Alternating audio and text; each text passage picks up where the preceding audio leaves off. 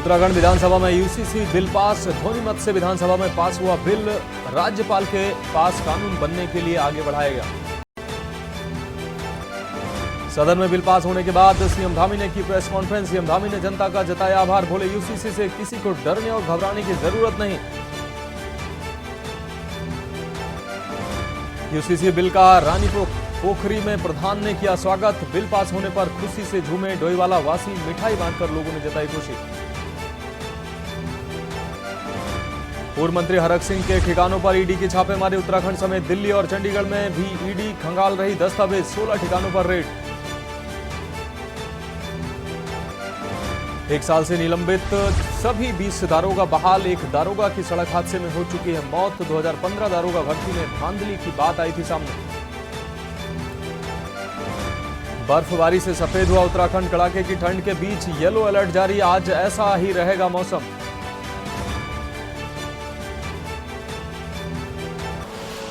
आप देख रहे हैं के न्यूज, खबरों का सारथी। नमस्कार, उत्तराखंड की खबरों के साथ मैं हूं मनोज मानस और अब खबरें विस्तार से। बुधवार का दिन उत्तराखंड के लिए ऐतिहासिक दिन रहा। बुधवार को उत्तराखंड ने इतिहास रच दिया है। विधानसभा सत्र के दौरान चर्चा के बाद समान नागरिक संहिता बिल यानी यूसीसी बिल ध्वनिमत से पास हो गया है। इसी के साथ उत्तराखंड समान कानून लागू करने वाला देश का पहला राज्य बन गया है। प्रस्ताव पारित होने से पहले बिल पर बोलते हुए सीएम पुष्कर सिंह धामी ने कहा कि हमारे संविधान निर्माताओं ने जो सपना देखा था वो जमीन पर उतरकर हकीकत बनने जा रहा है। हम इतिहास रचने जा रहे हैं। देश के अन्य राज्यों को भी इसी दिशा में आगे बढ़ना चाहिए। यूसीसी बिल पास होने के बाद अब इसे राज्यपाल के पास भेजा जाएगा। राज्यपाल के दस्तखत होते ही ये कानून बन जाएगा। इससे राज्य के सभी लोगों पर ये कानून लागू हो जाएंगे। हालांकि अनुसूचित जनजाति के लोगों पर इसके प्रावधान लागू नहीं होंगे। समान नागरिक संहिता का वादा बीजेपी ने 2022 के विधानसभा चुनाव के दौरान किया था। धामी की सरकार बनने के बाद इसे लेकर समिति बनाई गई थी। इस समिति ने 2.5 लाख से ज्यादा सुझावों के बाद यूसीसी का ड्राफ्ट तैयार किया था। उत्तराखंड पहला राज्य होगा जहां समान नागरिक संहिता का कानून लागू होने जा रहा है। इससे पहले गोवा में समान नागरिक संहिता लागू है, लेकिन वहां पुर्तगाल के शासन काल से ही ये कानून लागू है। समान नागरिक संहिता जागरूक होकर सरकार हर प्रकार से तैयार होकर व्यवस्थित होकर उन सभी जो कानून इसमें बनेंगे, जो एक्ट बनेगा, उन सब के लिए तैयारी कर रही है। जागरूक होकर जनता ने जिस प्रकार से हमको सेवा का अवसर दिया है, उसी प्रकार से इस कानून को लागू करने के लिए भी हमेशा स्मरण में हमारे रहता है। मुजफ्फरनगर का गोलीकांड हम भूले नहीं है। ऐसे समय में जहाँ मैंने जब से मुख्य सेवक के रूप में काम करना शुरू किया हमारी सरकार ने, तब से लेकर आंदोलनकारियों की पेंशन। अब बढ़ेंगे अगली खबर की ओर। डोईवाला से अगली खबर। उत्तराखंड विधानसभा में आज का दिन स्वर्ण अक्षरों में दर्ज हो गया है और समान नागरिक संहिता का बिल सदन के पटल पर रखते ही सदन में जहां सत्ता पक्ष के विधायकों ने बिल का स्वागत किया, वहीं बाहर भाजपा कार्यकर्ताओं ने अपनी खुशी का भी इजहार कर मिठाइयां बांटी। तो वहीं सदन में राज्य आंदोलनकर्मियों की भावना के अनुरूप सरकारी नौकरियों में 10% क्षैतिज आरक्षण बिल भी पेश होने का स्वागत रानी पोखरी ग्राम पंचायत के ग्राम प्रधान सुधीर रतूड़ी ने किया है।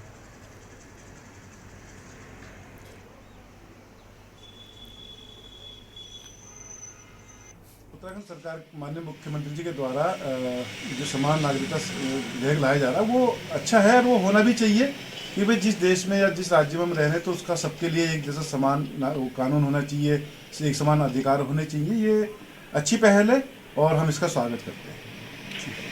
आपको लगता है कि जायज़ है जनता की शादी का रजिस्ट्रेशन तो बहुत अच्छा है, अनिवार्य होना चाहिए और हो भी रहा है। हमारे यहाँ काफ़ी लोग जो शादी कर रहे हैं तो हम लोगों से जो उसमें अपना वो बना रहे हैं, सर्टिफिकेट बनवा रहे हैं विवाह पंजीकरण, तो उसमें हम लोगों का भी जो है वो लगती है, वो दिया जाता है, हमारे से संस्तुति दी जाती है।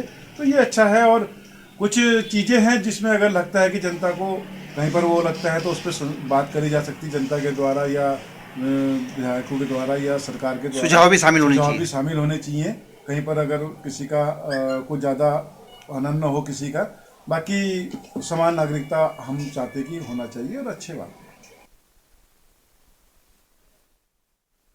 के माननीय सदस्यों ने जो तरीके से कहा कि कॉमन सिविल कोड के बिल को प्रवर समिति को सौंपा जाना चाहिए, क्योंकि सरकार ने सदन में जो मसौदा है, जो ड्राफ्ट है, जिसको स्वीकार किया है कि 700 पन्नों का ड्राफ्ट, उसको प्रस्तुत नहीं किया गया और सिद्ध विधेयक को सदन में प्रस्तुत किया गया और 2 घंटे महत्व का समय माननीय विधायकों को दिया गया। और आज माननीय मुख्यमंत्री ने भी स्वयं स्वीकार किया है कि इसमें भी हम कुछ खामियां होंगी, तो इसमें हम अमेंडमेंट करेंगे, संशोधन करेंगे। भारतीय जनता पार्टी के वरिष्ठ विद्वान माननीय विधायकों ने भी, अगर उन्होंने कहा कि इसमें कोई लूपहोल होगा या खामियां होंगी, उनको भविष्य में हम संशोधन करेंगे। और जो समवर्ती सूची का मामला है, केंद्र और राज्य का विषय जो होगा समवर्ती सूची में, अगर वह केंद्र और राज्य में टकराव होता है इसी विषय को लेकर, तो निश्चित रूप से केंद्र सरकार का कानूनी मान्य होगा। इसी को दृष्टिगत रखते हुए कांग्रेस ने कहा और आज भी कहा कि इसे प्रवर समिति की सुपुर्द करना चाहिए, जिससे कि विस्तार से इसका अध्ययन हो सके और फिर प्रवर समिति की रिपोर्ट सदन में प्रस्तुत हो और यह विधेयक का रूप ले सके। लेकिन सरकार बहुत ज़्यादा जल्दी में है, हड़बड़ी में है और जल्द से जल्द पास कराना चाहती है, पारित कराना चाहती है। इसका मायने क्या है, इसके मकसद क्या है, हमने पूरा सहयोग किया है और आज भी और कल भी सदन में हमने जो सरकार का पक्ष था और जो कांग्रेस के माननीय विधायक हैं उन्होंने अपना पक्ष रखा और हमने आज कहा कि प्रवर समिति को सौंपे जाने के उपरांत बेहतर तरीके से जो भी इसमें अमेंडमेंट होने हैं, जो संशोधन होने हैं, उसको सदन में प्रस्तुत करें, पेश करें और तब हम उसमें अपनी चर्चा में भाग लेंगे और विधेयक को पारित करने में सहयोग करेंगे।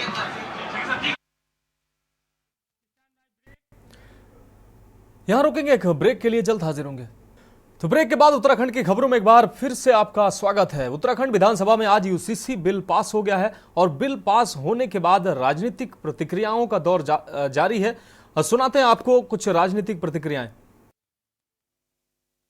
देखिए, मेरे उत्तराखंड विधानसभा में जो आज 2 महत्वपूर्ण बिल यहाँ पास हुए हैं, मैं समझता हूँ हमारे लिए बहुत ही ऐतिहासिक क्षण है और हम सब सौभाग्यशाली हैं कि सबके सहमति के बाद जहाँ यूसीसी का बिल पास हुआ और वहीं उत्तराखंड आंदोलन में जिन आंदोलनकारियों ने भाग लिया, जिसके लिए एक प्रवर समिति बनी थी मेरी अध्यक्षता में, और उस मसौदे को भी आज यहाँ पास किया गया, तो निश्चित रूप से ये हमारे लिए बहुत ही ऐतिहासिक क्षण है। ये जो हमारा 6-7 तारीख का जो हमारा उपवेशन हुआ, ये इतिहास के पन्नों में लिखा जाएगा, स्वर्णिम अक्षरों में लिखा जाएगा कि यूसीसी पास करने वाला ये देश का आज़ादी के बाद पहला राज्य बन रहा है। माननीय धामी जी के नेतृत्व में ये पास हुआ और माननीय प्रधानमंत्री आदरणीय नरेंद्र मोदी जी की प्रेरणा से, उनके मार्गदर्शन में जिस प्रकार से आज देश नई नई गाथाएं लिख रहा है, तो एक गाथा उत्तराखंड की तरफ से भी लिखी जाएगी। तो मैं कह सकता हूं उसके साथ साथ जो हमारा आंदोलनकारियों का क्षैतिज आरक्षण का विषय है, वो भी सर्वसम्मति से पास हुआ। उसके लिए मैं सदन के एक एक सदस्य का बहुत धन्यवाद कर रहा हूँ। आज इसको निश्चित काल के लिए हमने अनुरोध किया है। बहुत जल्द हम बजट सत्र भी लाएंगे।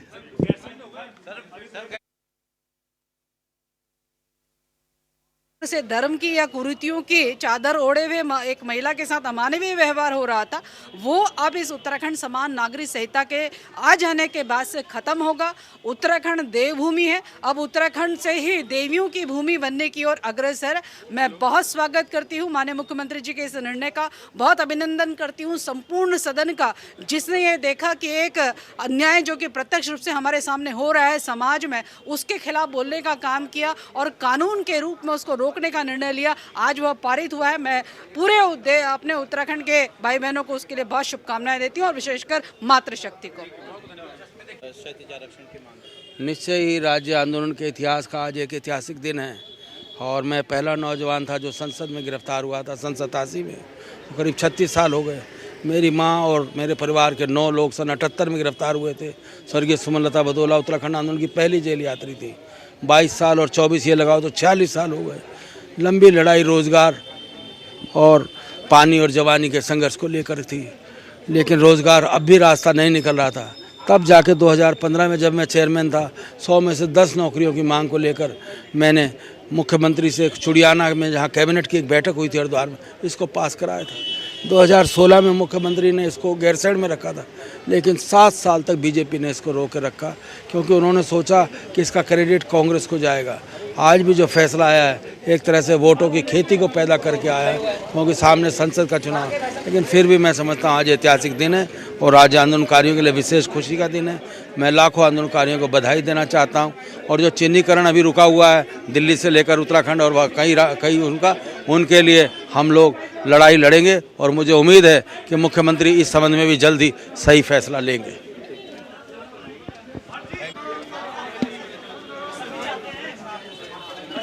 के अनुच्छेद 44 में जो मंशा प्रकट की थी कि इस देश में एक समय जो कॉमन सिविल कोड, जो यूनिफॉर्म सिविल कोड यूसीसी लागू होना चाहिए, जो समय समय पर माननीय उच्चतम न्यायालय के विभिन्न भर्डिक्ट्स में ये सिविल कोड की आवश्यकता को महसूस किया गया। जो हमारे देश के तमाम नेताओं ने भारत की संसद में कई बार यूसीसी की वकालत की और जैसे आपने देखा कि आज विधानसभा में नेता प्रतिपक्ष ने भी 1971 के कांग्रेस के महाधिवेशन की चर्चा की कि इंदिरा जी ने भी तत्कालीन जो हमारी प्रधानमंत्री थी देश में यूसीसी लागू होने की बात कही थी।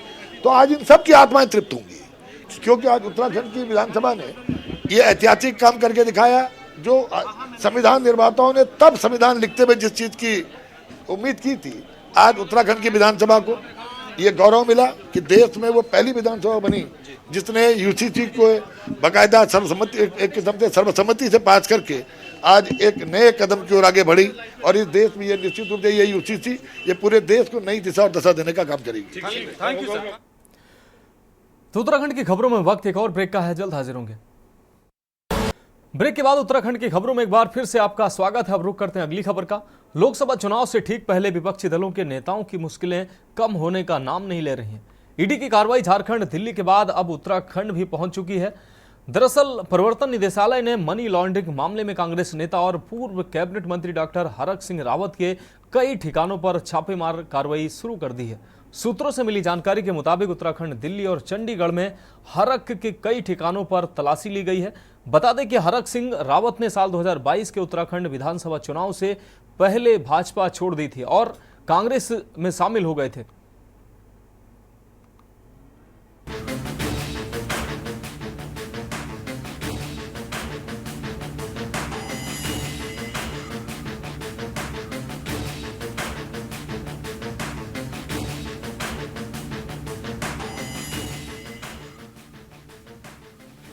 चुनाव से पहले ईडी का एक्शन लगातार जारी है। झारखंड में पहले ईडी ने जमीन घोटाला मामले में पूर्व मुख्यमंत्री हेमंत सोरेन की मुश्किलें बढ़ाई गई।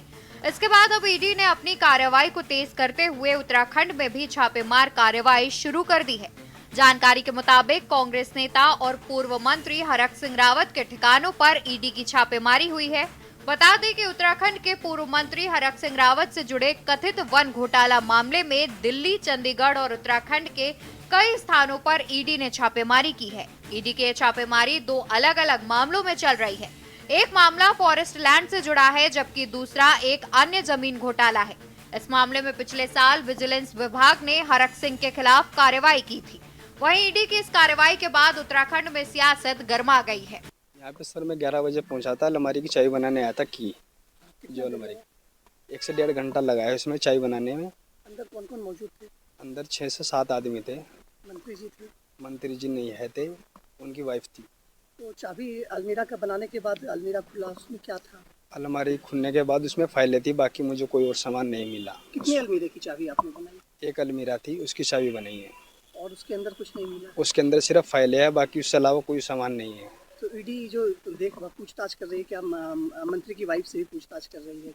मंत्री की वाइफ से ही कॉन्टैक्ट हुआ था, सीधा उनसे ही बातचीत हुई, तभी जाके खोली। वैसे हम खोल देने अलमारी, हम प्रूफ लेते। अंदर के माहौल को बताइए थोड़ा, कैसा है अंदर का माहौल? तो देखो, बाकी उनकी मीटिंग चल रही है, क्या कर रहे हो क्या नहीं कर रही है, बाकी तो उससे भी सही है, ऐसा कुछ नहीं है। बाकी उनके मीटिंग कर रहे हैं, बैठे हैं 3-4 आदमी बातें कर रहे हैं अपनी। क्या कितने लोग हैं ईडी के? कितने लोग हैं ईडी के? 4-5 आदमी हैं। और आपसे संपर्क किसने किया था? संपर्क यहाँ पे एक सर्वे चौक पे ऑफिस है, वहाँ से कॉन्टैक्ट हुआ है हमारा ना। अजीबोगरीब परंपरा है। जब तक आदमी भारतीय जनता पार्टी में रहता है तब तक जो है कोई कार्रवाई नहीं होती है, और अगर भाजपा के विरोध में आदमी दूसरे दल में रहे तो उसके खिलाफ सीबीआई, ईडी, इनकम टैक्स का प्रयोग लगातार होता आ रहा है।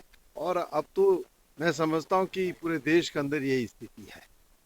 देश के प्रधानमंत्री जी एनसीपी के नेताओं को कहते हैं कि 70,000 करोड़ का घोटाला जो है महाराष्ट्र में एनसीपी ने किया, और जब वो एनसीपी के नेता भाजपा में चले गए उसके बाद वो कार्रवाई भी बंद और वो साफ सुथरे हो जाते हैं। पता नहीं कौन सी वॉशिंग मशीन भाजपा के पास है कि जो दोषी हैं वो भी उसके पास ठीक हो जाते हैं।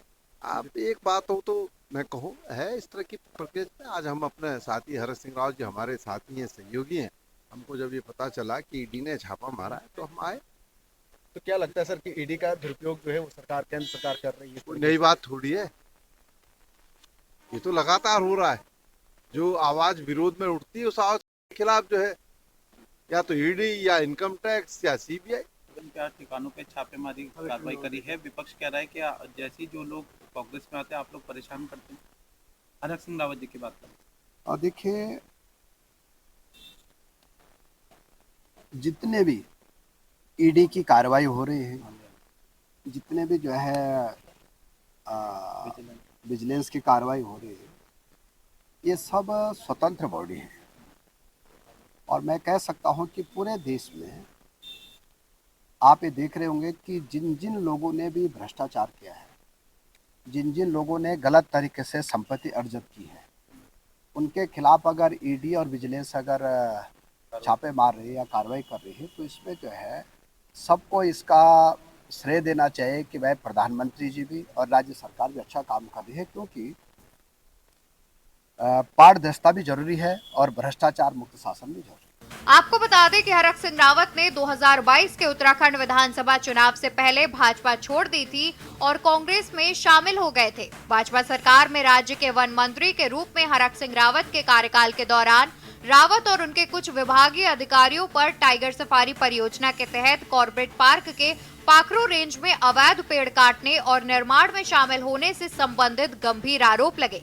भारतीय वन सर्वेक्षण ने अपनी रिपोर्ट में दावा किया कि पाखरू बाघ सफारी के लिए 163 की अनुमति के खिलाफ कॉर्बेट टाइगर रिजर्व में 6000 से अधिक पेड़ अवैध रूप से काटे गए थे, जिसके बाद से लगातार केंद्रीय जांच एजेंसियां इस मामले में कार्रवाई कर रही हैं।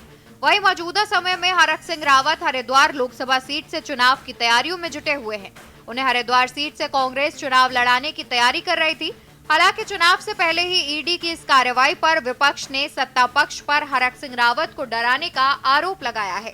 देखिए, हरक सिंह रावत जी के यहाँ ईडी पहुंचने का मतलब है कि भारतीय जनता पार्टी के मन में हरक सिंह रावत का डर है। ईडी देश के उन नेताओं के घर जा रही है जिनसे वो घबराती है। और दूसरी बात मैं कहूंगा, भारतीय जनता पार्टी के नेताओं ने अपने बड़े बड़े पदों पर अनुभवहीन लोगों को बिठाकर भाजपा का नेतृत्व तो खत्म कर दिया, और अन्य दलों का जो नेतृत्व है, जो प्रदेश को, देश को आगे ले जाने में सहयोगी हो सकता है, उपयोगी हो सकता है, जो जानता है, जो जानकार है, तजुर्बेकार है, वो किसी भी दल का हो, उसके घर ईडी भेज रही है।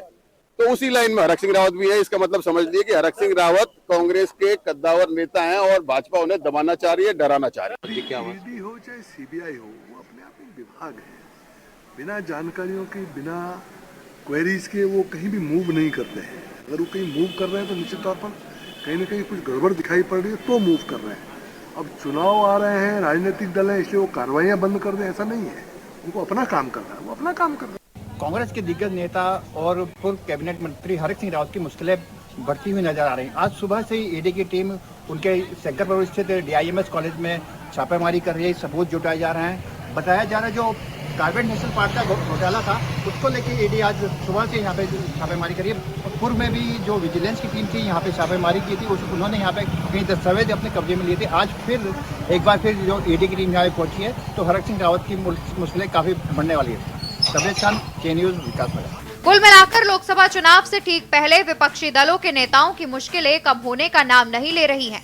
ईडी की कार्रवाई झारखंड, दिल्ली के बाद अब उत्तराखंड भी पहुंच गई है। सवाल यह है कि क्या देश में भ्रष्टाचार मिटाओ या फिर विपक्ष मिटाओ का अभियान चल रहा है। यदि विपक्षी नेताओं ने भ्रष्टाचार किया तो फिर जांच क्यों न की जाए। क्या मोदी सरकार की ईडी और सीबीआई का उपयोग कर विपक्ष को मिटाने की साजिश है। ऐसे अनगिनत सवाल अपने जवाब की तलाश में है। Uttarakhand desk report. अब बात करते हैं अगली अहम खबर की। उत्तराखंड की पहाड़ियों में बुरांस के फूल तय समय से पहले ही खिलने से पर्यावरणविदों की चिंता बढ़ गई है। स्वास्थ्य लाभों के लिए जाने जाने वाले ये फूल आमतौर पर मार्च से मई के महीनों के दौरान दिखाई देते हैं, लेकिन इस बार फरवरी महीने में ही ये दिखाई देने लगे हैं। पर्यावरणविदों के मुताबिक फूलों के मौसम में बदलाव हिमालयी इलाकों में इकोसिस्टम पर ग्लोबल वार्मिंग का असर माना जा रहा है। उत्तराखंड की पहाड़ियों में बुरांश के फूल तय समय से पहले ही खिलने से पर्यावरणविदों की चिंता बढ़ गई है। स्वास्थ्य लाभों के लिए जाने जाने वाले ये फूल आमतौर पर मार्च से मई के महीने के दौरान दिखाई देते हैं, लेकिन इस फरवरी के महीने में ही दिखाई देने लगे हैं। पर्यावरणविदों के मुताबिक फूलों के मौसम में बदलाव हिमालयी इलाकों के इकोसिस्टम पर ग्लोबल वार्मिंग का असर है। विगत कुछ सालों में ये देखने को आ रहा है कि बुरांस के फूल जल्दी खिल जा रहे हैं समय से, और इसके लिए जो सबसे बड़ा कारण है ये माना जा रहा है ग्लोबल वार्मिंग इफेक्ट। जो ग्रीन हाउस गैसेज तो इनका कंसंट्रेशन बढ़ रहा है और इससे हमारे वातावरण का तापमान बढ़ रहा है, तो जिससे ये फ्लोरा फाउना इनके जो बिहेवियर है इसमें काफी परिवर्तन देखने को मिलता है, और इसमें से एक है कि बुरांस के फूलों का पहले खिल जाना समय। जानकारों के मुताबिक क्षेत्र के वनस्पतियों और जीवों में इस तरह के व्यावहारिक परिवर्तन लंबे समय में ग्लोबल वार्मिंग के हानिकारक प्रभावों की चेतावनी है। ओवरऑल जो ट्रेंड है वो गर्मी की तरफ बढ़ रहा है, तो सारे वैज्ञानिक लोग इसकी चिंता प्रकट कर चुके हैं कि ग्लोबल वार्मिंग आ रही है, और अब प्रकृति के विभिन्न रूपों में इसको प्रकट तौर पर देखा जा रहा है। बुरांस का खिलना समय से पहले निश्चित रूप से एक चिंता का विषय है। पर्यावरणविदों का मानना है कि बुरांश के फूलों का जल्दी खिलना ग्लोबल वार्मिंग का सीधा असर है, ठीक वैसे ही जैसे इस साल हिमालयी क्षेत्र के ऊपरी इलाकों में देर से बर्फबारी।